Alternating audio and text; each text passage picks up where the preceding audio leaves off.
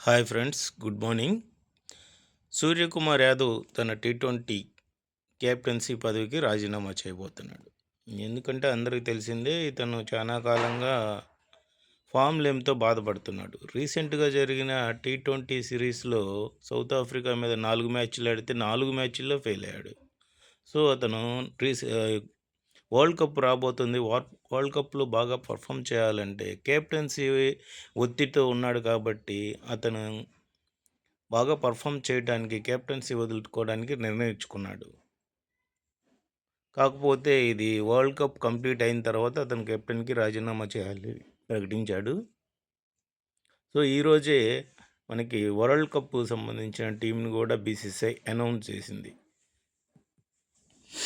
World cup స్క్వాడ్ని కనుక చూసుకుంటే కెప్టెన్గా సూర్యకుమార్ యాదవ్, వైస్ కెప్టెన్గా అక్షర్ పటేల్ని ప్రకటించారు.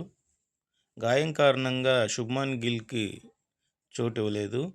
మిగతా స్క్వాడ్ చూస్తే కనుక Sanju Samson, Tilak Varma, Hardik Pandya, Shivam Dube, Rinku Singh, Jasprit Bumrah, Harshit Rana and Harshdeep Singh, Kuldeep Yadav, Varun Chakravarthy, Washington Sundar and అంతేకాకుండా రీసెంట్గా మంచి ఫామ్లో ఉన్న ఇషాన్ కిషన్ కూడా టీంకి సెలెక్ట్ అయ్యాడు.